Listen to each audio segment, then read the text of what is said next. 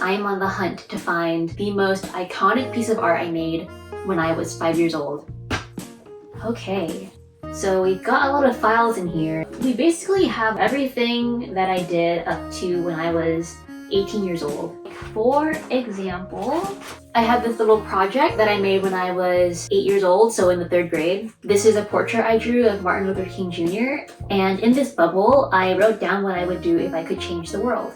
The first thing I would change about the world is picking up trash. People can trip on trash very easily. It could also hurt animals too. They keep thinking trash is food. Wow, I was thinking big things back then. So make sure you all pick up your trash, because if you do, you could be changing the world.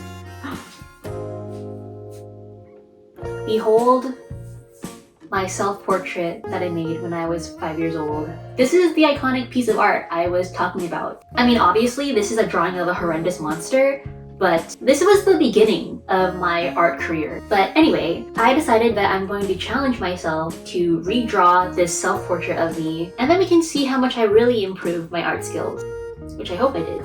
Let's get to drawing. I actually have a picture right here of me when I was 5 years old. There she is. This is the little girl who drew this. Do you see the resemblance? I kind of do, actually.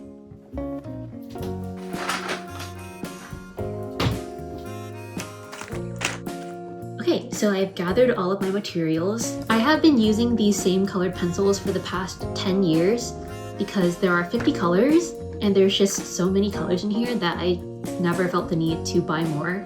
I also have these Crayola super tip markers that I also have been using for the past 10 years. These are fun because it also comes with fun scented markers. I can smell a hint of something. This one smells like soap, but expired soap, if that makes sense. Yeah, the smell is definitely not there anymore. For my canvas, I'm going to use this Kansan extra large mixed media paper that I have also had for the past 8 years or so. I've just been using the same art supplies forever. So the first thing I'm gonna do is draw the main outlines. Just gonna draw a circle for my face, and I'll make it pretty big. Okay, we've got my face, and now I'm gonna draw my eyeballs. Looks like I drew circles for them. And my eyes are also not the same size, so one is smaller than the other. And then my mouth is literally a triangle. I feel like I'm drawing a bird. All right, and then we have the little thing at the bottom and my teeth. And now there's my body, which is literally like a square and some sticks. And I have a cute little heart on my shirt. Rectangles for legs, little nubs for my feet. And then I have crosses for arms for some reason. And then finally we have my hair, and my hair goes all the way to the floor. I don't think I had that long of hair, but I think this is what I wish my hair looks like. So maybe this drawing is what my 5-year-old self wished I looked like. Now I'm thinking, since we have drawn the bare minimum, we could try to do a little more than this. I'm going to start with the fact that my arms are crosses because I think that could be a lot better. Instead of crosses, I could draw actual arms, like arms that look like arms, you know what I'm saying? So maybe my shirt actually has sleeves, which could just be like these triangles, since it seems like 5-year-old me was trying to go for this geometric kind of look, right? Like this half circle and these circles and this triangular mouth. And then since we drew nubs for feet, might as well draw nubs for arms too. Just a thought. You know, now that I think about it, I was pretty obsessed with the Powerpuff Girls growing up, and I think that style inspired me to draw myself like this, where I have this giant head, tiny body, and these nubs for my limbs. Actually, I feel like my head is not big enough, so I'm gonna make it bigger. I think if I truly wanted to draw myself as a Powerpuff Girl, I would have wanted my head to be like gigantinormous, like the size of the moon, basically. Okay, big circle, biggest circle this canvas can take. And because of this, I need to move my eyes and my mouth just a tad bit so that it's more proportional to my original portrait, of course.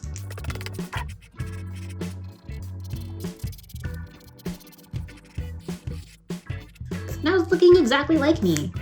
As for the eyes, I actually do think one of my eyes is smaller than the other, so I think I was correct there. So I'm going to leave that, but I am going to give myself some eyebrows. And I think my eyebrows are pretty like triangular, because again, geometry. I think one other thing I might want to do is I might give myself some, instead of the hair being this long strip around my head, I might have it extend and that is kind of like, you know, going down. I'm just gonna add more lines here. I'm not sure if I want to make my hair shorter because my hair was definitely not touching the floor. Like I think at the time my hair was touching my lower back-ish. So my hair was still pretty long, just not floor length. I'm gonna make it short like this. I feel a little bad because I think 5-year-old me really wanted long hair and I think she might have wanted to keep the floor length hair, but sometimes we can't live up to our dreams. Sometimes we just gotta do what is realistic. I remember in kindergarten, my teacher would have us write in these little journals every week. And then at the end of the week, we would take those journals home with us. And then we would write 1 to 2 paragraphs about what we did that weekend. And I remember very clearly that in those journals, I would never write about my weekends. Like I would write the same things over and over again, except I would write them in these really fun like bubble letters. And I'm pretty sure the thing that I would write all the time is, I love my mommy, I love my daddy, I love my sister. And I just wrote that every week. I think by the 3rd or 4th week of writing in that journal, my teacher came up to me and was like, this is beautiful and all, but could you actually write about your weekend? And I was like, I don't know, could I? I think it's because I never really did anything during the weekends. But the point of me telling that story is because I kind of felt like from like a very young age, I wanted to do art. Like I wanted to pursue it. I always try to find a way to incorporate art into my daily lifestyle. Like I loved being creative. I loved playing with clay and I loved drawing and using crayons to color. During my classes, we would always get asked like, name 5 things you want to be when you grow up. And I remember never really knowing what to say when those questions came up. But all I knew is that I wanted to do something that made me happy, which is what everybody else would say, right?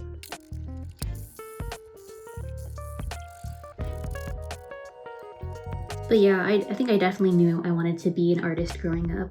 I wouldn't say I am an artist right now. I mean, I still definitely make art. Every now and then I would do commissions and stuff, but it's not the main thing that I would want to do, to be honest. And I realized this in high school when I was actually trying to figure out what I wanted to do. Art was something that I really enjoyed doing, and it's only ever fun if I do it for myself. So instead, I went the digital route and decided to combine my love for creativity with technology. I went to college to study design media arts, which is so much emerging tech and using that to create these cool experiences that, you know, people never thought could be achieved back then. It was honestly like a really good decision, I think. Like I'm glad that I decided to pursue that instead of the fine arts.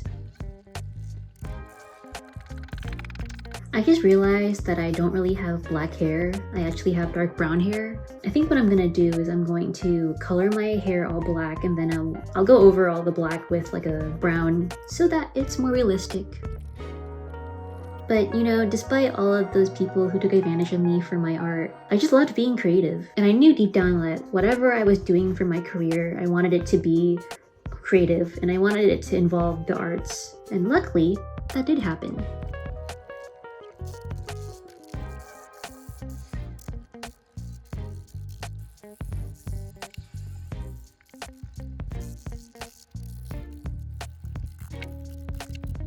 Now I'm gonna draw my beady eyes.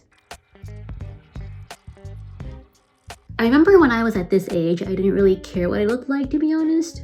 I still cared a lot about what other people thought of me. I was more concerned about like what they thought of my personality as opposed to how I looked. Like I could remember very clearly there being the popular kids and the kids who are not so popular. Why do we do that? Why do we separate ourselves like that?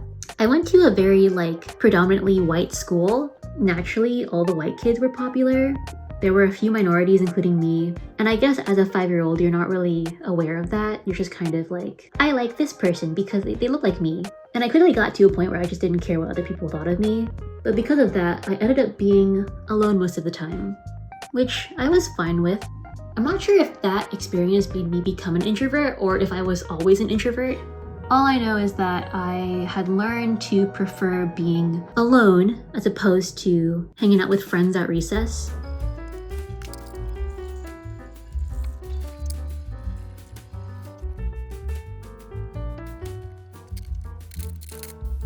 I'm going to use this dark blue as the base layer for my pants, and then I'm going to color over it with this turquoise. And this is so the color ends up being almost exactly like the same blue that I used in my original portrait. I love when colors blend in the way that I want them to. It's really satisfying. The trick to coloring is to make sure you layer colors because it really helps give the colors more dimension and also makes them feel like they're a little more vibrant.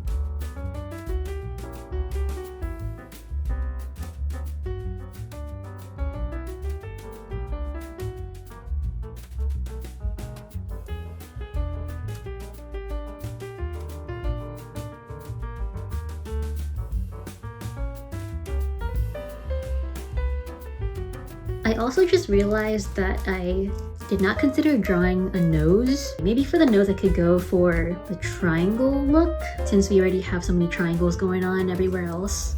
Let's just try it and see how that turns out.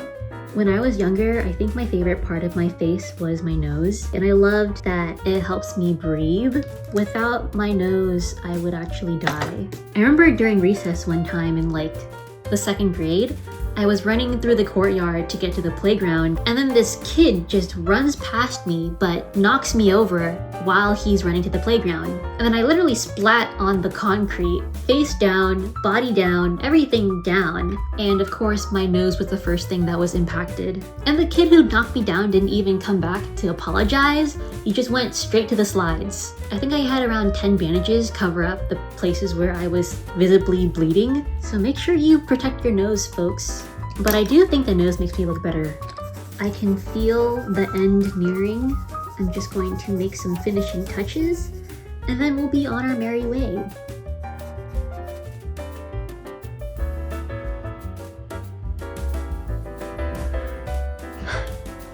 Now it is time for the grand reveal. So just as a reference, this is the before, and this is the after. I honestly can't tell which one is better, so let me know what you think. And I kept the background white because the background of this is white, and I wanted these both to look as one-to-one as possible. We have some major improvements here.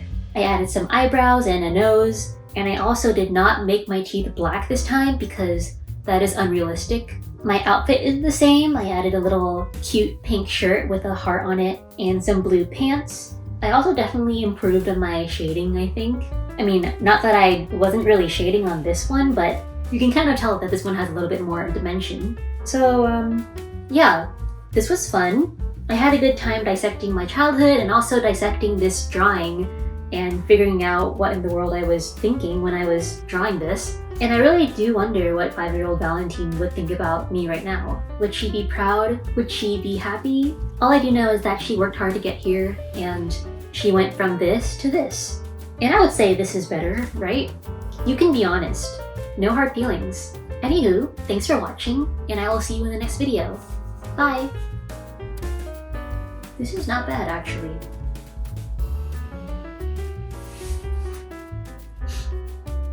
Wow.